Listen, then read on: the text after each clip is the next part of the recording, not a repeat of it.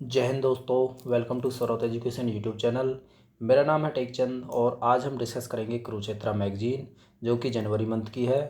And इस magazine का theme होगा स्मार्ट एग्रीकल्चर। तो जिस तरीके से योजना मैगजीन आई थी उसी तरीके से कुरुक्षेत्र मैगजीन को भी मैं पार्ट्स वाइज लेके आऊँगा। एंड इस मैगज़ीन का फ़ायदा क्या होगा कि इसमें क्या कोई भी एक टॉपिक दे के रखते हैं। जैसे अब की बार एग्रीकल्चर का है तो इसके अंदर हमको डीप नॉलेज प्राप्त होगी। जो भी कोई एग्रीकल्चर से रिलेटेड इंडिया के अंदर कोई भी डेवलपमेंट चल रहा है उनके बारे में पूरा हमको जानने के लिए मिलेगा। तो इससे होगा क्या कि हम मान लो कोई ऐसे राइटिंग कर रहे हैं या तो कोई आंसर राइटिंग कर रहे हैं मेंस में, एंड दूसरा प्रीलिम्स में भी इससे डायरेक्टली क्वेश्चन उठते हैं स्कीम्स वगैरह के। तो ये सब चीज़ें क्या है बहुत इंपॉर्टेंट हो जाती है यूपीएससी एंड स्टेट पीसीएस के लिए। तो थोड़ा ध्यान से देखना है। तो आज का जो हमारा टॉपिक रहेगा इस योजना मैगजीन के कुरुक्षेत्र मैगजीन के अंदर वो रहेगा एग्री स्टार्टअप्स एंड एंटरप्राइजेज। उससे पहले थोड़ा एक डेटा देख लेते हैं। फाइनेंशियल ईयर 2021 का ये है। इसमें क्या है कि हुआ क्या था कोविड-19 के टाइम में हर जगह जैसे लॉकडाउन लगे थे तो जो इंडस्ट्रीज़ थी वो सारी क्लोज़ हो गई थी। तो इंडस्ट्रीज़ के क्लोज़ होने से क्या हुआ था कि ज़्यादातर जो लोग थे वो क्या है गाँव में वापस चले गए थे। तो एग्रीकल्चर के ऊपर वो डिपेंडेंट हो गए थे पूरे के पूरे। तो वही है इसमें कि उससे हुआ क्या था कि हमारा जो जीडीपी में जो एग्रीकल्चर का जो कंट्रीब्यूशन हुआ करता था वो 15% रहता था पहले। अभी उसको मतलब बढ़ गया है, वो अभी 20% के समथिंग हो गया है। ठीक है जी। एंड दूसरा एक डेवलपमेंट ये है कि जो ज़्यादातर लोग हैं जो इंडिया के वो क्या है एग्रीकल्चर के ऊपर डिपेंडेंट हैं। तो इन ये हैं 54.6% जो इंडियन लोग हैं पॉपुलेशन है वो पूरी की पूरी क्या है एग्रीकल्चर के ऊपर डिपेंडेंट है। ठीक है जी। तो आज का जो हमारा जो टॉपिक रहेगा ये जो एडिटोरियल है ये पूरा का पूरा क्या है जो हम आगे आर्टिकल्स पढ़ेंगे उनमें पूरा मेंशन रहता है। तो इनको पूरा पढ़ने की ज़रूरत नहीं है, डायरेक्ट आर्टिकल पढ़ते हैं। तो आर्टिकल है, पहला आर्टिकल है एग्री स्टार्टअप्स एंड एंटरप्राइजेज। तो इसके अंदर हम जो देखेंगे वो एग्रीकल्चर के जो स्टार्टअप्स हैं इंडिया के अंदर वो किस तरीके से मतलब किस तरीके से स्टार्ट हो रहे हैं कि नए नए जो आइडियाज़ हैं एंड किस तरीके से एग्रीकल्चर में उसका रोल है एंड उनका क्या फ्यूचर हो सकता है, क्या क्या क्या क्या उनके अंदर प्रॉब्लम आ सकती हैं, ये सब चीज़ हम चैलेंजेस वगैरह सब देखेंगे। तो स्टार्ट करते हैं आर्टिकल को। डिजिटल इकोसिस्टम, इंडिया के अंदर जो डिजिटल इकोसिस्टम है उसको मतलब अच्छे से लागू करने के लिए हमको क्या चाहिए, एक अफोर्डेबल इंटरनेट एंड की और अवेलेबिलिटी ऑफ इंटरनेट, ये दोनों एंड हाई स्पीड का इंटरनेट की जो स्पीड है वो भी एक हाई होनी चाहिए। तो अगर मान लो हमको डिजिटल इकोसिस्टम हमारा इंडिया के अंदर डेवलप करना है तो इसके लिए हमको एक सस्ता और हाई स्पीड इंटरनेट की ज़रूरत पड़ेगी। एंड जो नई नई जो टेक्नोलॉजीज़ हैं जैसे कि data digitisation, data platforms, data analytics, artificial intelligence, machine learning, internet of things and software as a service, ये सब चीज़ क्या है इनको चालू करने के लिए हमको इंटरनेट वगैरह की ज़रूरत पड़ेगी। ठीक है जी। तो आगे बताया जा रहा है user producer groups. User producer groups का जो लिंकेज है इससे क्या होगा, स्टार्टअप जो इंडिया जो स्टार्टअप्स एग्रीकल्चर के अंदर जो स्टार्टअप्स लाने की जो बात कर रहे हैं उससे होगा क्या कि फार्मर्स एंड जो प्रोड्यूसर्स हैं एंड जो कंज्यूमर्स हैं उनके बीच में क्या है एक लिंकेज बन जाएगी और आपस में वो क्या है प्लानिंग कर सकते हैं और टेक्नोलॉजी का सिलेक्शन कर सकते हैं कि हमको कौन सी टेक्नोलॉजी का यूज करना चाहिए, कौन सी का नहीं करना चाहिए। ठीक है जी। तो नेक्स्ट देख लेते हैं। ये है, पहले होता क्या था, पहले फार्मर्स एंड ये कंज्यूमर्स के बीच में और जो जो भी कोई मतलब डील करते थे इसको मिडिल मैन्स वगैरह उनके बीच में इतना खासा अच्छा खासा लिंक नहीं रहता था। तो उस लिंक को बनाने के लिए क्या है मार्केट लिंकेज की ज़रूरत पड़ती है। तो जो इनोवेटिव आइडियाज़ हैं एग्री स्टार्टअप्स में इसके थ्रू क्या है कि फार्मर्स एंड कंज्यूमर्स के बीच में एक लिंकेज बन जाएगा। जैसे कि अभी आपको एग्जांपल के रूप में देख लो कि ई नैम वगैरह है जो नेशनल एग्रीकल्चर मार्केट प्लेस है जो उसके अंदर क्या है कि जो प्रोड्यूसर्स हैं एंड कंज्यूमर्स दोनों के दोनों एक ही प्लेटफॉर्म पर लाए गए हैं और एक मार्केट लिंकेज मिल गया है उसकी वजह से ही। तो यही है, इससे क्या फ़ायदा होगा कि जो प्रोडक्शन में एंड प्राइसेज में अच्छा खासा हेल्प मिल जाएगी हमको। ठीक है जी। तो यही बताया जा रहा है, इससे न्यू एम्प्लॉयमेंट भी जनरेट होगा। जो नए नए स्टार्टअप्स खुलेंगे तो उनसे क्या होगा कि नए मतलब एम्प्लॉयमेंट भी जनरेट होंगे तो लोगों को क्या है रोज़गार मिलेगा इससे। तो नेक्स्ट देख लेते हैं। तो through this startup phase new ideas are brought to the market and transform into economically sustainable enterprises. तो नए आइडियाज़ आने से क्या होगा कि जो इकोनॉमिकली ट्रांसफॉर्मेशन जो होगा हमारा जो मार्केट का, वो क्या आएगा, इकोनॉमिकली सस्टेनेबल एंटरप्राइजेज में कन्वर्ट हो जाएंगे। ठीक है जी, तो वही बताया जा रहा है। तो ये है 70% जो रूरल पॉपुलेशन है वो आज भी क्या है, एग्रीकल्चर के ऊपर डिपेंडेंट है। लेकिन जो टेक्नोलॉजी का जो अडोप्टेशन है वो क्या है, बहुत स्लो है इंडिया के अंदर। वो क्यों है, उसका रीजंस बताए जा रहे हैं। एक तो बता रहे हैं कि इनसफिशिएंट पेनिट्रेशन एंड मतलब इंगेज इन एग्रीकल्चर भी, जो लोग एग्रीकल्चर में काम करते हैं उनके पास तक जो टेक्नोलॉजी है वो इनसफिशिएंटली मतलब पहुंचती है, वहाँ तक पहुंच नहीं पाती है, मतलब जो नई नई जो टेक्नोलॉजीज आ रही हैं। दूसरा बता रहे हैं कि unaware of existing technological advancements, क्योंकि ज़्यादातर जो लोग एग्रीकल्चर फील्ड में काम कर रहे हैं वो क्या है, इलिटरेट या तो मतलब कम पढ़े लिखे हैं। तो उनको क्या है कि वो इतना ज़्यादा नॉलेज नहीं रखते हैं कि जो नई नई टेक्नोलॉजीज़ को कैसे यूज कर सकें और किस तरीके से हम अपना फार्मर्स जो प्रोडक्शन है उसको बढ़ा सकते हैं। ठीक है जी। लैक ऑफ सफिशिएंट इन्फॉर्मेशन, उनके पास इतना ज़्यादा इन्फॉर्मेशन भी नहीं रहता है कि उसको आप फार्म प्रोडक्शन में यूटिलाइज कर सकें। ठीक है जी। तीसरा है अनऑर्गेनाइज्ड क्रेडिट स्ट्रक्चर, उनको क्या लोन जो देने के लिए जो एजेंसीज खोली गई हैं वो भी क्या है, अनऑर्गेनाइज्ड है, वो इतना अच्छे से ऑर्गेनाइज नहीं है। तो इसी के लिए उसमें वो बता रहे हैं कि इसकी वजह से भी क्या है, नई नई टेक्नोलॉजीज फार्मर्स तक नहीं पहुंच पाती हैं। Absence of proper market linkage, जो मार्केट लिंकेज है वो भी इनको नहीं मिल पा रहा है। तो ये मैं ऑलरेडी बता दिया। This is where agritech startups come into the picture. इन्हीं की वजह से क्या हो रहा है कि जो नए नए जो एग्रीकल्चरल के जो स्टार्टअप्स हैं वो खुल के आ रहे हैं सामने, और वही क्या है, उनकी वजह से क्या फार्म प्रोडक्शन में बढ़ोतरी मिल सकती है। तो यही बताया जा रहा है। नेक्स्ट चलते हैं। एंड एग्रीकल्चर इंडस्ट्री है जो, उसको 4 क्लासिफिकेशन किया गया है, उसको 4 डिविजन्स में बांटा गया है। तो पहला है एग्री इनपुट्स, मतलब जो एग्री इनपुट्स हो गया, एग्री फाइनेंशियल सर्विसेज हो गया, एंड तीसरा हो गया फूड प्रोसेसिंग कंपनीज हो गया, एंड चौथा हो गया फार्म मैकेनाइजेशन। तो ये इनके डिविजन्स हैं, इनको थोड़ा ध्यान से देखना है। Agri inputs, agri financial service, food processing companies and farm mechanisation. ठीक है जी। नेक्स्ट चलते हैं। Identifying the right crop to sown for the better yield. तो इससे होगा क्या, जैसे इंडिया के अंदर स्टार्टअप्स अगर आते हैं तो उनसे होगा क्या कि ऐसे पता चल जाएगा कि हमको कौन सी फसल किस टाइम पे बोनी है। ठीक है जी। एंड उसके बाद क्या होगा, जो नई नई जो मशीन्स हैं मतलब फार्म इक्विपमेंट्स हैं, ख़रीदने के लिए क्या ज़्यादा पैसा लगता है। तो ये जो नए नए जो स्टार्टअप्स खुल रहे हैं ये क्या रेंटल बेसिस पे जो फार्म इक्विपमेंट्स प्रोवाइड कराएंगे। तो ये इसमें बात कही जा रही है। उससे होगा क्या कि जो फार्मर्स हैं उनके पास ज़्यादा पैसा खर्च करने की ज़रूरत नहीं पड़ेगी और उनका काम भी चल जाएगा, क्योंकि आजकल क्या है, छोटी स्मॉल होल्डिंग्स हैं सभी के पास। तो अगर मान लो रेंटल मैकेनाइजेशन अगर मिल जाए लोगों को तो उससे काफ़ी फ़ायदा हो सकता है, क्योंकि बड़ी मशीन्स ख़रीदने की किसी किसी की क्या है कि जिनके पास ज़्यादा ज़मीन की होल्डिंग है तो वो तो ख़रीद लेते हैं, लेकिन जो छोटी होल्डिंग्स वाले लोग हैं वो लोग इतना आसानी से इतनी बड़ी मशीन्स वगैरह नहीं ख़रीद पाते हैं। तो उनके लिए क्या है, एक अच्छा स्टेप होगा एक mobile applications. And mobile application के यूटिलाइज से क्या होगा कि जो हमको रियल टाइम इंफॉर्मेशन मिलती रहेगी कि क्या वेदर फोरकास्टिंग वगैरह ये सब चीज़ का पता चलता रहेगा। तो ये सब चीज़ बताई जा रही हैं। तो और तीसरा है एक direct access to the market. तो मार्केट का भी क्या हमको डायरेक्ट एक्सेस मिल जाएगा अगर हम स्टार्टअप्स का यूज करते हैं तो। ठीक है जी। जो मिडिल मैन है उनकी ज़रूरत नहीं पड़ेगी। तो नेक्स्ट चलते हैं। Financial inclusion by enabling farmers to upload their records digitally and apply to credit.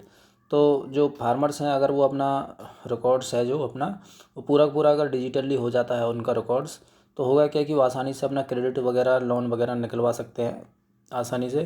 तो उनको मनी लेंडर्स के पास जाने की ज़रूरत नहीं पड़ेगी, उससे भी बच सकते हैं। तीसरा है farmers can avail loans to achieve their growth objectives without any road blocks and farming as a service model. एक FWS मॉडल है। इसमें क्या होगा कि जो फार्म कंपनीज हैं, मतलब एग्रीटेक जो स्टार्टअप्स होंगे वो आपको एक मॉडल प्रोवाइड करेंगी कि भाई जैसे मान लो कोई भी फार्मर कुछ कुछ पैसे दे के एक कंपनी के पास जाता है कि भाई आप आपका आपको मैं मान लो 2,000 या 4,000 रुपये देता हूँ, तो आप मेरे को एडवाइज करना कि मुझे किस तरीके से फार्मिंग करनी है। तो वो पूरा का पूरा मॉडल बना के देगा कि भाई अभी आपको ये सीड बोना है, इस सॉइल की फर्टिलिटी इतनी है, इसके अंदर इतने फर्टिलाइजर्स यूज करने हैं, ठीक है जी। तो ये पूरा का पूरा इन्फॉर्मेशन वो प्रोवाइड करेगा। तो इस मॉडल की बात की जा रही है कि farming as a service model use हो सकता है। इससे क्या है, प्रोडक्टिविटी बहुत बढ़ जाएगी एंड डाटा वगैरह ये सब चीज़ क्या है आसानी से उसको प्रोवाइड कर सकते हैं। पे पे पर यूज मॉडल वही है, उसको पैसा दे के उसको एक सब्सक्रिप्शन ले लेंगे, उसके अकॉर्डिंग ही अपना फार्मिंग चलती रहेगी। तो करंट लैंडस्केप देख लेते हैं कि करंट में क्या क्या इंडिया के अंदर क्या क्या सिचुएशन है एग्री स्टार्टअप्स में। तो अभी तक क्या है 500 मिलियन तक का इंडियन का जो एग्रीटेक डील्स हुई हैं 2020 के अंदर, और एस्टिमेट लगाया जा रहा है कि 10 बिलियन तक ये इन्वेस्टमेंट पहुंच सकता है 10 ईयर्स के अंदर। तो ये है इंडिया के अंदर क्या है 600 प्लस टोटल स्टार्टअप्स अभी तक खुले हैं एग्रीटेक में, जिनमें से 54% है जो वो एग्रीटेक हैं, बाकी के क्या है डेयरी फार्मिंग और फूड प्रोसेसिंग वगैरह में है। तो ये है India continue to among the top 6 countries globally with the highest number of deals of agriculture technology. जो एग्रीकल्चर टेक्नोलॉजी का जो यूटिलाइज करती हैं कंट्रीज़, उनमें इंडिया का जो प्लेस आता है वो 6th नंबर पर आता है। तो इनमें जो टॉप कंट्रीज़ हैं वो हैं यूएस है, कनाडा है, यूके है, इजराइल है एंड फ्रांस है। तो इंडिया क्या 6 नंबर पर आती है। According to NASSCOM report the Indian government specifically support agritech startups through its startup India programme. तो इंडिया है जो इंडियन गवर्नमेंट है जो स्टार्टअप इंडिया प्रोग्राम के तहत भी क्या है कि एग्री जो स्टार्टअप्स हैं उनकी हेल्प करती है। तो ये बताया जा रहा है। एंड ये जो कुछ कंपनीज़ के नाम हैं, ये जो कंपनीज़ किस तरीके से काम कर रही हैं इंडिया के अंदर, जो एग्रीटेक स्टार्टअप्स कंपनीज़ के नाम है ये, तो इनको थोड़ा देख लेना है। पहला कंपनी है सेट श्योर, ये 2016 में खोली गई थी। ये क्या करती है, क्रॉप इंश्योरेंस प्रोवाइड कराती है, ठीक है जी, मार्केट लिंकेज प्रोवाइड कराती है। उसके बाद frameworks for agri value chain stakeholders through the best practice of satellite image processing देती है, big data capabilities, IT in agriculture. ये सब चीज़ क्या है कि जो कंपनीज हैं ये पूरा का पूरा काम कर रही हैं। उसके बाद एक है फसल्स माइक्रो क्लाइमेट फोरकास्ट, ये एक इनिशिएटिव है इस कंपनी का। तो उसके बारे में बताया जा रहा है कि इस तरीके से क्या क्या है फार्म लोकेशंस के बारे में बताती है उनको, रियल टाइम फार्मर्स को कि भाई रियल टाइम इन्फॉर्मेशन प्रोवाइड कराती है कि अभी क्या है बादल होंगे, तो अभी आप क्या है कि हार्वेस्ट करना है नहीं करना है, कब उनको पानी देना है, ठीक है, कब मतलब उनको बोना है, सोविंग वगैरह। तो ये सब चीज़ क्या है पूरी की पूरी इन्फॉर्मेशन प्रोवाइड कराती हैं फार्मर्स को। तो इन्हीं के बारे में थोड़ा बताया हुआ है। ये 2-3 कंपनीज़ हैं, इनके नाम आप एग्जाम्पल के रूप में याद रख सकते हैं। एबोनो हो गया, कॉर्पिन हो गया, ठीक है जी, ये सब चीज़ हैं। इंटेलो लैब्स हो गया एंड ये सारी कंपनीज़ को आप याद रख सकते हो, इतना ज़्यादा कुछ है नहीं खास। तो प्राइम मिनिस्टर नरेंद्र मोदी का 2016 का विज़न बताया जा रहा है कि फार्मर्स की इनकम को डबल करने का उनका विज़न था, जिनमें उसने 3 प्रिंसिपल्स का यूज किया था। पहला था यील्ड इंक्रीज, अगर मतलब फार्मर्स की जो प्रोडक्शन है उसको बढ़ा दिया जाए। दूसरा था कॉस्ट ऑफ प्रोडक्शन रिड्यूस, अगर जो फार्मर्स जो प्रोड्यूस करते हैं उसके जो लागत लगती है उसको कम कर दिया जाए। एंड तीसरा था फार्मर्स रिसीव ए रेम्यूनरेटिव प्राइसेज, यानी कि उनको जो प्रोडक्शन होगा फार्मर्स का उन पर अच्छे से उनको मतलब प्राइस मिल सके फार्मर्स प्रोड्यूस के ऊपर। तो उससे क्या है कि फार्मर्स की जो इनकम है वो डबल हो सकती है। तो ये इसमें बताया हुआ है। नेक्स्ट चलते हैं। And mobile apps, farm automation, weather forecasting, ये क्या बताए हुए हैं कि इनकी मदद से हम क्या है हमारा जो फार्मर्स की जो इनकम को डबल कर सकते हैं। एंड ड्रोन का यूटिलाइज करके इक्विपमेंट रेंटिंग, ठीक है, रेंटिंग मतलब ख़रीद नहीं सकते तो क्या रेंट पे इक्विपमेंट्स वगैरह ले करके काम चला सकते हैं। एंड ऑनलाइन वेजिटेबल मार्केटिंग, ये सब चीज़ें उनकी मदद से क्या है कि फार्मर्स की जो इनकम को दोगुना किया जा सकता है। तो ये मेथड्स बताए हुए हैं। तो नेक्स्ट चलते हैं। ये कुछ स्कीम्स के बारे में बात करेंगे अभी कि फार्मर्स की प्रोडक्शन को बढ़ाने के लिए कौन कौन सी स्कीम्स इंडिया के अंदर लॉन्च की हुई हैं ऑलरेडी। तो इन स्कीम्स के बारे में थोड़ा देख लेते हैं। सबसे पहले है national centre for management and agriculture extension in Hyderabad, manage करके है कुछ। तो इस स्कीम के अकॉर्डिंग क्या है कि आपका जो एग्रीकल्चर को किस तरीके से आगे बढ़ा सकते हैं, ये हैदराबाद बेस्ड है। तो ये हो गया। उसके बाद नेक्स्ट चलते हैं startup India programme. Startup India programme के अकॉर्डिंग क्या है कि गवर्नमेंट क्या है कुछ मतलब उनको जो नए नए जो स्टार्टअप्स हैं, जो नई नई कंपनी जो खुली हैं, उनको मतलब आगे बढ़ाने के लिए क्या है कुछ इंसेंटिव्स देती है, जिससे कि वो कंपनी क्या है जल्दी से जल्दी आगे बढ़ सके। तो इसमें क्या है, अगर इनकी टर्म्स एंड कंडीशंस होती हैं कि पहली बात तो अगर स्टार्टअप कंपनी मानी जाएगी वो कंपनी जिसका टर्नओवर क्या होगा 100 करोड़ से नीचे होगा। एंड उन कंपनीज को क्या होगा कि इनकम टैक्स को पे करने के लिए 3 साल तक पहले जो 10 साल होंगे उनमें से 3 साल तक क्या है उनको एग्जेम्प्ट दिया जाएगा, इनकम टैक्स प्रोवाइड मतलब पे करने की ज़रूरत नहीं पड़ेगी। ठीक है जी। तो ये हो गया। एंड उनको क्या है कि जो कैपिटल है मतलब जो लोन वगैरह है उनको आसानी से प्रोवाइड किया जाएगा। एंड ये हो गया स्टार्टअप इंडिया प्रोग्राम। अभी एक स्कीम और है, startup India seed fund scheme बोलते हैं, SSISISFS। तो जो ये स्कीम है ये department of promotion and industry and internal trade DPIIT के अंडर में काम करती है। इसके अकॉर्डिंग क्या है 945 करोड़ जो फाइनेंशियल असिस्टेंस दिया जाएगा किसको, स्टार्टअप्स को। ठीक है जी, ये हो गया। उसके बाद नेक्स्ट चलते हैं। एक स्कीम और है innovation and agri entrepreneurship development.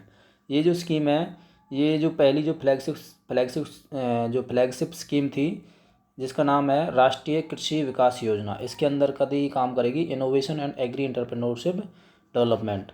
तो ये जो स्कीम है ये किसके अंदर में है, किसने चला के रखी है, ये चलाई है department of agriculture cooperation and farmers welfares. ये जो एजेंसी है agriculture cooperation and farmers welfare, इसने चला के रखी है। एंड नेक्स्ट देख लेते हैं। ये जो स्कीम है इसमें क्या होगा कि पहली जो आइडिया जो अगर मान लो कोई भी आइडिया देता है नया स्टार्टअप करने के लिए, तो उसको बोलते हैं प्री सीड स्टेज। इस स्टेज पर क्या है उसको स्टार्टअप को 5 लाख रुपए तक की राशि दी जाएगी। एंड दूसरा होता है सीड स्टेज, यानी जो सेकंड स्टेज होगी उसमें क्या होगा उसको 25 लाख तक की राशि दी जाएगी। तो ये इनका ये सिस्टम है। दूसरा है उनको क्या है ट्रेनिंग भी प्रोवाइड करेंगे अपनी तरफ से ही। तो ये भी एक स्कीम के अंतर्गत ही है। एक स्कीम और है अटल इनोवेशन मिशन, ये नीति आयोग की स्कीम है। तो इसके अंतर्गत क्या है जो नए नए जो आइडियाज़ होंगे उनको क्या बूस्टअप किया जाएगा। एक और है मतलब डिपार्टमेंट ऑफ बायोटेक्नोलॉजीज के अंदर का काम करती हैं biotech parks and incubator programmes, ये सारी स्कीम्स ही हैं। एंड एक होती है Agni accelerating growth of new India's innovations under the office of principal scientific advisor are two powerful platforms which have the innovation ecosystem through initiative like award programs. तो ये awards वगैरह provide करते हैं। तो ये अग्नि स्कीम हो गया। नेक्स्ट चलते हैं। Ministry of development of north eastern region has launched initiative for development of entrepreneurship in agriculture. Idea जो स्कीम है ये कौन है, ministry of development of north eastern region की स्कीम है। ये क्या है नॉर्थ ईस्ट रीजन के लिए असिस्टेंट प्रोवाइड करती है नए नए जो आइडियाज़ को लाने के लिए। तो ये हो गया। एक होती है समृद्ध स्कीम। इस समृद्ध स्कीम जो स्टार्ट की है 2021 में की है। ये क्या है कि जो नई नई स्किल्स प्रोवाइड कराती है जो स्टार्टअप्स को, और उनको फंडिंग प्रोवाइड कराती है। तो ये सब चीज़ है। And customer connect, investor connect, ये सब चीज़ इनको क्या है एक upcoming 3 years that will follow, यानी कि जो नए नए जो स्टार्टअप्स होंगे उनको क्या है कि एक इन्वेस्टर जो करेंगे, जो इन्वेस्ट करेंगे उनका, एंड जो बड़ी बड़ी जो कंपनी है उनका आपस में क्या है, ये एक मतलब एक प्रकार से वो उनको गाइडलाइंस प्रोवाइड कराती हैं। ठीक है जी। तो नेक्स्ट चलते हैं। जो गवर्नमेंट ऑफ इंडिया का यूनियन बजट था 2017-18 का, उसमें अनाउंस किया था कि dairy processing and infrastructure development fund के बारे में। तो DIDF फंड है, under the apex development bank, NABARD के अंदर में अंतर्गत ये किया गया था। 8,000 करोड़ रुपीज़ हैं जो प्रोवाइड किए जाएंगे 3 साल के अंतर्गत। तो ये जो नाबार्ड जो बैंक है इसके अंदर दिए जाएंगे। इनके अंदर जो एलिजिबिलिटी रहेंगे वो रहेंगे milk unions, multi state milk cooperatives, state dairy federations and milk producing companies and NDDB subsidiaries meeting the eligibility criteria under the project can borrow loan from NABARD with guarantee from the respective state government। तो ये क्या है कि जो state government रहेंगी respective, वो उसकी guarantee देंगे कि भाई ये लोन प्रोवाइड नहीं किया तो हम प्रोवाइड कराएंगे, मतलब रीपे नहीं किया तो हम रीपे करेंगे। तो ये एक स्कीम है DIDF करके। ठीक है जी। एंड नेक्स्ट चलते हैं। एक और स्कीम है dairy entrepreneurship development schemes, DEDS करके है। अनदर स्कीम है implemented by the department of animal husbandry. Animal husbandry के अंतर्गत ये स्कीम आती है। एंड ये है डेयरिंग एंड फिशरीज को जनरेट सेल्फ एम्प्लॉयमेंट अपॉर्चुनिटीज़ इन दी डेयरी सेक्टर। डेयरी सेक्टर में ही ये काम करती है पूरी पूरी स्कीम। इससे क्या है, मिल्क प्रोडक्शन बढ़ेगा, प्रिक्योरमेंट, प्रिजर्वेशन, ट्रांसपोर्टेशन, इन सब चीज़ में क्या है, अगर उनको पैसा चाहिए तो नाबार्ड जो बैंक है इसमें भी सेम टू सेम बैंक है, ये इनको प्रोवाइड करेगी लोन। ठीक है जी। तो अभी की चैलेंजेस देख लेते हैं इनके, जो एग्री स्टार्टअप्स हैं इनके अंदर क्या क्या हम चैलेंजेस हैं। पहली बात तो ये है कि जो agri tech startups in India है, वो जो इंडस्ट्री है एग्री टेक की जो इंडस्ट्री है वो क्या है 350 बिलियन तक की जो इंडस्ट्री है, इसके अंदर जो गवर्नमेंट जो असिस्टेंस प्रोवाइड कर रही है वो सिर्फ 100 मिलियन तक का ही कर रही है। तो ये बहुत ही कम है, मतलब ये मान के चलो कुछ भी नथिंग के समान है। ठीक है जी। दूसरी बात एक और है, चैलेंज क्या है, जो लैंड होल्डिंग है जो फार्मर्स की, वो क्या छोटी छोटी लैंड होल्डिंग्स हैं। तो उसमें क्या है कि नया जो एग्रीटेक बिजनेसेज हैं इनको चालू करने के लिए बड़ी मुश्किल रहती है, क्योंकि वो उनके पास जो बस मैकेनाइजेशन है, फार्म मैकेनाइजेशन, वो इतना अच्छे से नहीं हो पाता है, क्योंकि ज़्यादा से ज़्यादा जो टेक्नोलॉजीज़ हैं वो सब क्या है कॉस्टली होती हैं काफ़ी। ठीक है जी। Rate of return on technology investment, ये क्या है बहुत ही पुअर है। नया जो रेट ऑफ रिटर्न है, मतलब टेक्नोलॉजी, कोई भी नई टेक्नोलॉजी क्या कमाने के लिए तो रहता है, तो उससे क्या है इतना ज़्यादा इन्वेस्टमेंट तो कर देते हैं लेकिन इतना ज़्यादा रिटर्न नहीं मिल पा रहा है। ठीक है जी। तीसरा है agri startups and enterprises are funding to retain technical talent working in this sector. तो एग्री सेक्टर में क्या है, टेक्निकल टैलेंट की ज़रूरत है स्टार्टअप को चालू करने के लिए। तो ये भी एक हमारा चैलेंज है जो आसानी से इंडिया के अंदर नहीं मिल पा रहा है। एंड फोर्थ है adoption and penetration is very slow. ज़्यादातर लोग क्या हैं इलिटरेट हैं, या तो आप इतने ज़्यादा पढ़े लिखे नहीं हैं, तो वो क्या है नई टेक्नोलॉजीज़ को अडॉप्ट करने में बहुत ही मतलब हिचकते हैं। ठीक है। एंड हाई प्राइस्ड टेक्नोलॉजी है, टेक्नोलॉजी कोई भी होती है ज़्यादा पैसे वाली है तो ये अनअफोर्डेबल है लोगों के लिए। ठीक है जी। Making farmers adaptive to the required skills for working advance technology requires significant effort. तो कोई भी नई चीज़ को सीखने के लिए क्या है, फार्मर्स को क्या स्किल्स इतनी है नहीं, तो उसकी भी हमारे इंडिया के अंदर कमी देखने को मिली है। Regulation of thought favourable complex in nature, तो जो रेगुलेशंस हैं इसके क्या है थोड़े कॉम्प्लेक्स हैं, तो ये भी रूल्स वगैरह हैं इसके, उनको भी थोड़ा अमेंडमेंट करने की ज़रूरत है। And technology through to be gain momentum, जो टेक्नोलॉजीज़ हैं उनके ऊपर क्या सब्सिडी प्रोवाइड करनी चाहिए तभी वो अच्छे से काम करेगी। तो ये कुछ चैलेंजेस थे। वे फॉरवर्ड देख लेते हैं। More than 25% of farmers in India today have assess smartphones. जो इंडिया के अंदर ज़्यादातर लोग क्या है स्मार्टफोन यूज़ कर रहे हैं।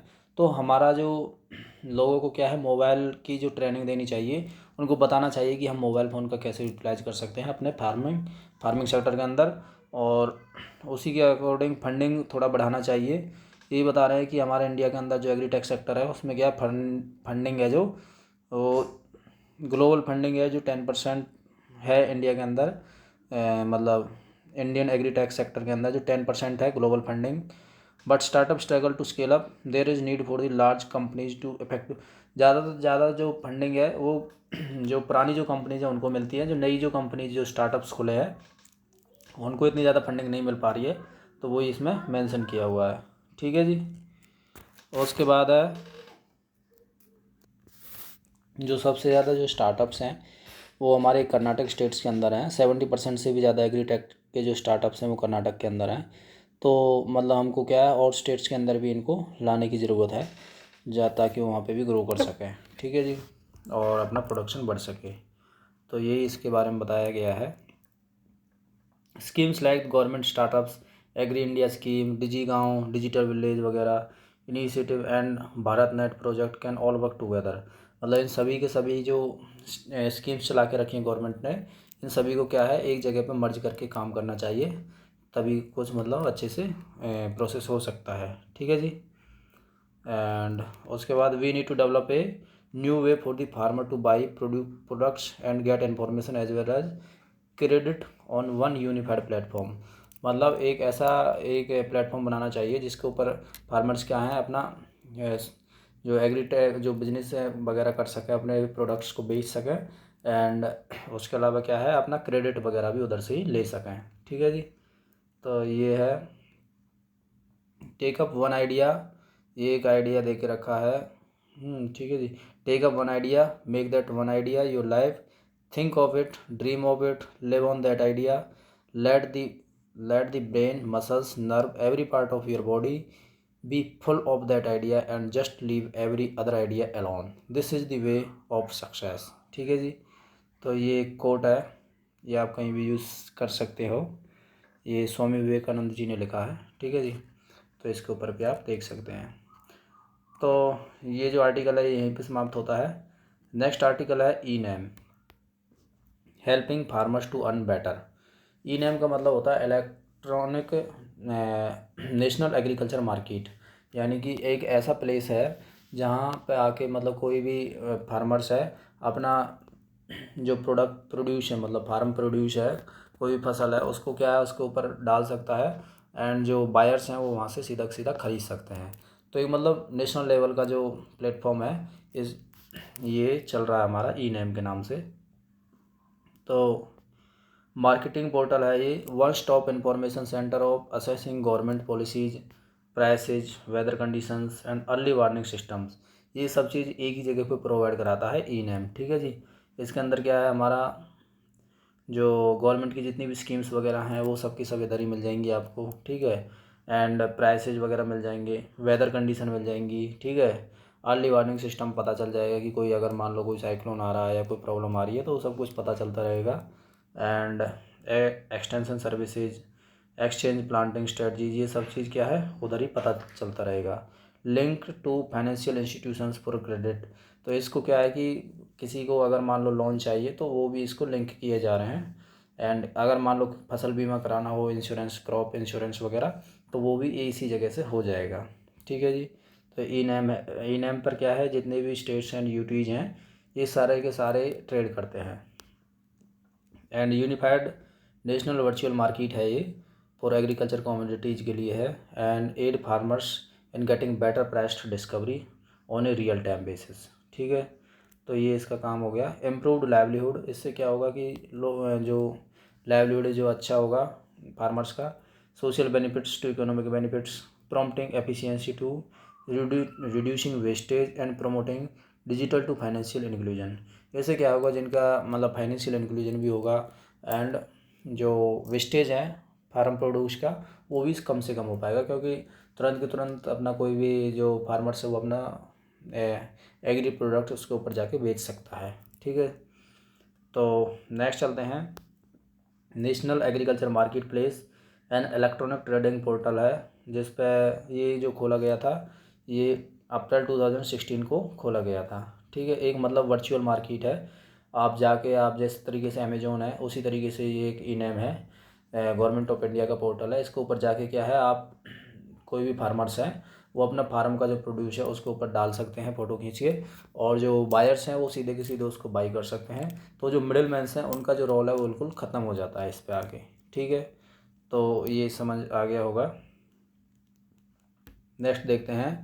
एंड जो आइडिया था ये निकला था on the recommendations of Ashok Dalwai committee. ठीक है, तो ये फार्मर्स की जो इनकम है डबल करने के लिए बेसिकली ये सोचा गया था। तो ये आइडिया ये याद रखना है, डायरेक्टली पूछ सकते हैं प्रीलिम्स में। ये अशोक दलवाई कमेटी का आइडिया था। ठीक है जी, नेक्स्ट चलते हैं। On behalf of the ministry of agriculture and farmers welfare, ये जो काम जो करता है इनैम वो काम करता है ministry of agriculture and farmers welfare की, जो उनके बिहाफ पे काम करता है। एंड जो मेन ऑर्गेनाइजेशन का नाम है SFAC, मतलब small farmers agri business consortium. ठीक है जी, ये लीडिंग एंड इम्प्लीमेंटिंग एजेंसी है और ये मिलके किसके साथ काम करती है, NFCL के साथ मिलके काम करती है। ठीक है जी, एंड पार्टनर है NFCL। Under the eNAM the government provides free software and one time assistance of ₹75 lakh per mandi for computer hardware and IT infrastructure. तो इसके अंतर्गत क्या है कि इनैम जो पोर्टल है वो फ्री सॉफ्टवेयर प्रोवाइड कराता है। जो इनैम की जो मंडीज है, मतलब जो मंडी सिस्टम है इंडिया के अंदर, APMC मंडीज जो रहती है जो स्टेट गवर्नमेंट के अंडर में काम करती हैं, उन्हीं APMC मंडीज में क्या है कि एक क्या बोलते हैं, एक कंप्यूटर हार्डवेयर का जो पूरा IT इंफ्रास्ट्रक्चर को डेवलप करने के लिए क्या है 75 लाख रुपए तक का असिस्टेंस गवर्नमेंट प्रोवाइड करती है वन टाइम के लिए, एंड फ्री सॉफ्टवेयर देती है उसमें। तो नेक्स्ट चलते हैं।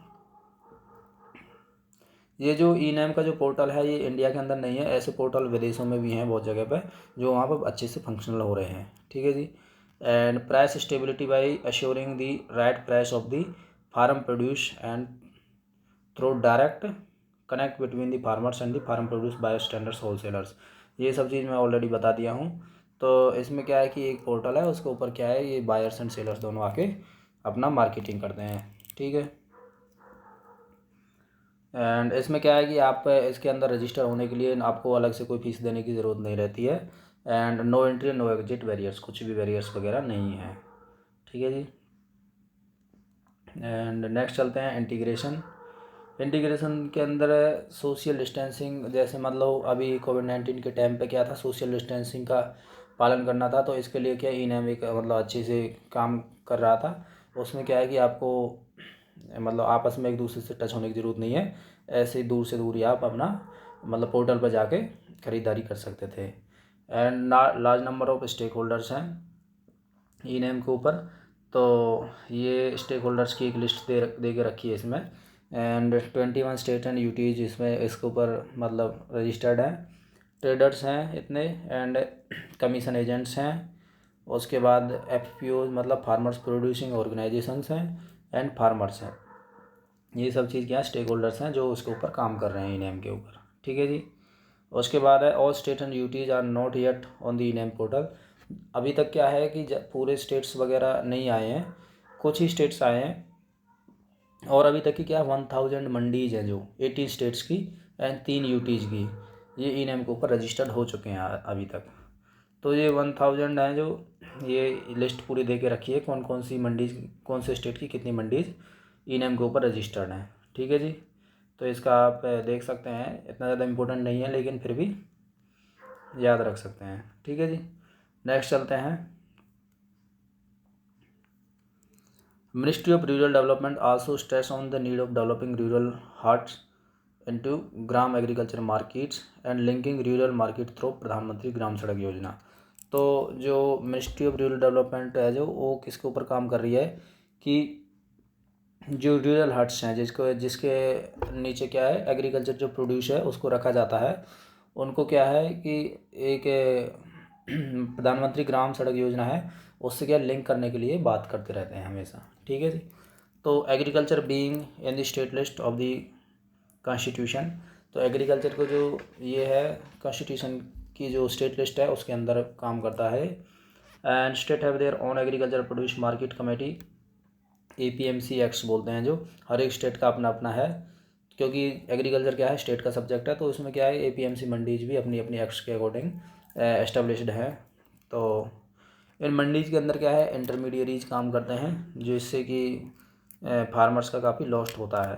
ठीक है जी, जो ऑनलाइन की जो ट्रेडिंग है वो क्या इंटरमीडियरीज की वजह से क्या है कि नहीं हो पाती थी पहले, तो अभी क्या ऑनलाइन हो गया तो सब कुछ, तो इंटरमीडियरीज की इतनी ज़्यादा ज़रूरत नहीं रही है अभी। Another hurdle is ensuring availability and accessibility of internet connectivity. तो दूसरा जो इशू है वो इंटरनेट कनेक्टिविटी का है, एंड लोगों के को इतना ज़्यादा अवेयरनेस नहीं है, क्योंकि ज़्यादातर लोग क्या है फार्मिंग सेक्टर में जो काम करते हैं वो इतने ज़्यादा पढ़े लिखे नहीं हैं, तो वो क्या है इतनी ज़्यादा नॉलेज नहीं रखते हैं, तो इसलिए भी एक बिग हर्डल है कि उनको अवेयर्ड नहीं है, मतलब बेसिकली वो। ठीक है जी। And E-NAM increases the choices which the farmers have been bringing the his produce to the Mandi for sale। तो होता क्या है कि अगर मान लो कोई फार्मर जाता है, उसके पास दो चॉइसेस रहती हैं, या तो वो E-NAM के ऊपर जो रजिस्टर्ड जो मतलब बायर्स हैं उनको भी अपना प्रोड्यूस सेल कर सकता है, नहीं तो लोकल जो बायर्स हैं मंडी के अंदर उनको भी बेच सकता है। तो ये भी एक अच्छा मतलब इनिशिएटिव है। इसमें क्या है कि फार्मर्स को जहाँ पे ज़्यादा अच्छा रेट मिलेगा उन्हीं को वो बेच देता है। तो ये हो गया, लोकल मार्केट में बेच सकता है वो, और E-NAM के ऊपर भी बेच सकता है। तो ये मतलब चॉइसेस बढ़ चुकी हैं, तो इससे क्या फार्मर्स का अच्छा रेट मिल जाएगा उनको, तो ये भी एक बेनिफिट है। There are 26 food grains cereals and 14 oil seeds हो गया, 31 फ्रूट्स हो गया, एंड 50 वेजिटेबल्स हो गया, एंड 16 स्पाइसेज हो गया, एंड 38 जो मिसलेनियस हैं वो उस कंडीशन में आती हैं। तो ये सब चीज़ क्या है, आजकल जो E-NAM के ऊपर जो रजिस्टर्ड है वो इन सारे चीज़ों को क्या बेच सकते हैं आपस में। ठीक है जी।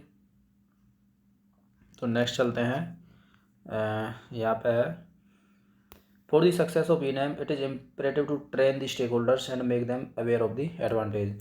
तो अगर मान लो E-NAM हमको सक्सेस होना है तो होगा क्या कि हमको जो फार्मर्स हैं उनको क्या है अवेयर कराना पड़ेगा कि भाई ये हमारे बहुत फ़ायदे की चीज़ है, क्योंकि इससे क्या है हमको एक कॉम्पिटिटिव मार्केट मिलती है और हमको अच्छा खासा प्राइसेस मिलने के चांसेस रहते हैं। ठीक है जी। And online registration is possible through the mobile apps. तो उसको आसान करने के लिए क्या है, गवर्नमेंट ने ऑनलाइन रजिस्ट्रेशन मोबाइल ऐप के थ्रू कर सकता है कोई भी आदमी।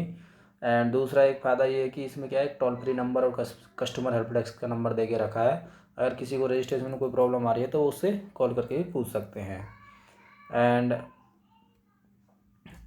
इसमें कुछ स्टेट्स के एग्जांपल्स दिए हुए हैं कि बहुत से स्टेट्स जो स्टेट्स हैं उन्होंने क्या करके रखा है कि जो ज़्यादा अच्छे से जो काम कर रहे हैं E-NAM के ऊपर उनको क्या है प्राइसेस वगैरह देना। ठीक है जी। और उनको जो टैक्सेज हैं उनमें रिबेट देना, मंडी टैक्सेज वगैरह हो गए। ठीक है। एंड गिफ्ट्स वगैरह प्रोवाइड कराना, ये सब चीज़ क्या है, इससे क्या होगा कि लोगों का अट्रैक्शन बढ़ेगा E-NAM पर आने के लिए।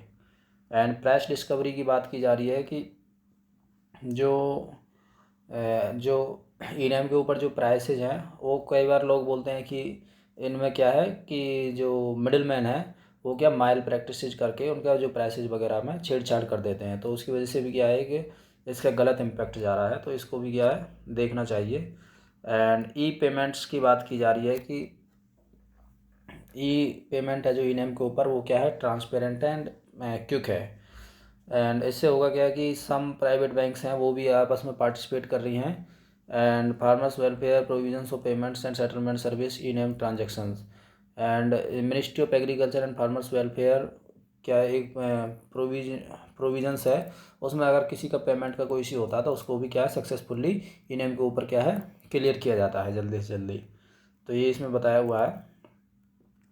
एक और इश्यू होता है इसमें ट्रांसपोर्टेशन एंड मार्केटिंग का। होता क्या है कि मान लो E-NAM के ऊपर तो सारे इंडिया के रजिस्टर्ड है बायर्स एंड सेलर्स। तो अभी मान लो एक बंदा है मान लो तमिलनाडु में और एक जम्मू कश्मीर में अपना फार्म का प्रोड्यूस है उसको डालता है E-NAM के ऊपर।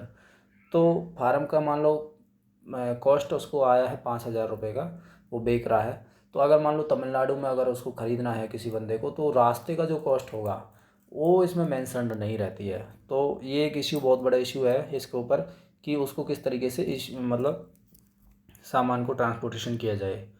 तो इसके अकॉर्डिंग जो गवर्नमेंट ऑफ इंडिया ने दो स्कीम चला के रखी हैं, एक तो है कृषि किसान रेल स्कीम, एक है कृषि उड़ान स्कीम। किसान रेल स्कीम के अकॉर्डिंग क्या है कि भाई ये 2020-21 के बजट में ही मतलब अनाउंस की गई हैं दोनों स्कीम। इसमें क्या है कि जो फार्म प्रोड्यूस हैं उनका मतलब ट्रेन के थ्रू एक अच्छे से एक दूसरे से दूसरी मतलब एक जगह से दूसरी जगह का ट्रांसपोर्ट किया जा सके। ये पब्लिक प्राइवेट पार्टनरशिप मॉडल पर काम करती है, ठीक है। उसके बाद है उड़ान स्कीम। उड़ान स्कीम, कृषि उड़ान स्कीम में क्या है, फार्म प्रोड्यूस को नेशनल एंड इंटरनेशनल मार्केट तक पहुंचाना होता है, मतलब एयर के थ्रू, ठीक है जी। ये हो गया। नेक्स्ट चलते हैं। तो ये जो लिस्ट है, ये जो ई नैम के ऊपर जो मतलब जो कम्युनिटीज बेच सकते हैं वो सब कुछ इसकी लिस्ट है। ये कोई इम्पोर्टेंट नहीं है, इसको स्किप कर सकते हो। नेक्स्ट चलते हैं। For this purpose besides interventions through e NAM schemes like Rashtriya Krishi Vikas Yojana and agriculture market infrastructure also works toward the similar objective. तो ई नैम को और बढ़ावा देने के लिए क्या है, अगर मान लो जो इंफ्रास्ट्रक्चर प्रोग्राम जो गवर्नमेंट ऑफ इंडिया के द्वारा चलाए जा रहे हैं, राष्ट्रीय कृषि विकास योजना, और ये उससे क्या होगा कि फार्म जो प्रोड्यूस है उनका मतलब अच्छे से स्टोर कर सकते हैं पोस्ट हार्वेस्ट के बाद, ठीक है जी। तो ये इसमें बताया हुआ है पूरा का पूरा। And during the lockdown in 2020 the ministry of agriculture and farmers welfare had launched A mobile application विच किसान रथ। तो किसान रथ के बारे में बताया गया है कि लॉकडाउन के टाइम में किस तरीके से किसान रथ ने काम किया था। जो फार्मर्स के जो प्रोड्यूस थे, फ्रूट्स वगैरह, वेजिटेबल्स वगैरह, उनको ट्रांसपोर्टेशन में किस तरीके से इसने हेल्प की थी, ठीक है जी। तो ऐसे जो ट्रांसपोर्टेशन स्कीम है, इनको मतलब परमानेंट भी किया जा सकता है, तो इसके बारे में वो पूरा पूरा बताया हुआ है। एंड कंक्लूडिंग रिमार्क्स में बताया जा रहा है कि जो वर्ल्ड बैंक्स है वो उनकी एक रिपोर्ट है, उसमें बताया जा रहा है कि India was ranked 49th and reviewing regulations. मतलब किस तरीके से एग्रीकल्चर जो बिजनेस है इंडिया के अंदर, उसके अंदर वर्ल्ड के अंदर जो हमारी जो रैंकिंग आई है वो 49 है। ये वर्ल्ड बैंक्स ने ही निकाला है, ठीक है जी। तो ये है एक। आगे चलते हैं। ई नैम में क्या है, हमारा एक ट्रमेंडस पोटेंशियल है। और अगर मान लो हम price discovery to improve livelihood, अगर अच्छे से उसमें, क्योंकि प्राइस का अच्छे से मिल जाते हैं, क्योंकि उसमें कंपटीशन अच्छा खासा रहता है। And social benefits to economic benefits, farmers को भी फ़ायदा है क्योंकि उनका प्रोडक्शन मतलब जो प्रोड्यूस है अच्छे खासे रेट्स में बिक जाता है। एंड जो वेस्टेज वगैरह है वो भी इतना ज़्यादा नहीं होता है इससे। एंड जो फाइनेंशियल इंक्लूजन है फार्मर्स का, वो भी ऑटोमेटिक हो जाता है, क्योंकि उसमें क्या ऑनलाइन पेमेंट्स वगैरह ये सब कुछ होती हैं, ठीक है जी। तो one stop information centre for assessing government policies. तो मैं बता दिया ये क्या है, एक जो ई नैम पोर्टल है, इसमें एक ही पोर्टल के ऊपर सब कुछ जो फार्मर है वो कुछ भी कर सकता है। यानी कि उसको हर चीज़ मिल जाती है कि आप उससे मतलब वेदर फोरकास्टिंग, ठीक है, नई जो गवर्नमेंट जो पॉलिसीज आई हैं उनके बारे में जानना, ठीक है, रियल टाइम असेसमेंट, ये सब चीज़ क्या है, डेटा वगैरह पूरा पूरा क्या है एक ही पोर्टल पर मिल जाता है। फाइनेंशियली अगर आपको किसी को क्रेडिट लेना है वो भी उसके ऊपर मिल जाएगा। तो ये सब चीज़ इसमें बताया हुआ है। And the transportation cost needs to be transparently built into the bidding system. तो ये इसमें मेंशन किया हुआ है कि अगर मान लो कोई दूर से अगर कोई ख़रीद रहा है तो उसको भी क्या बिडिंग प्रोसेस में लाया जाए, ठीक है, बिडिंग सिस्टम में लाया जाए। तो इसके ऊपर भी सोचना चाहिए।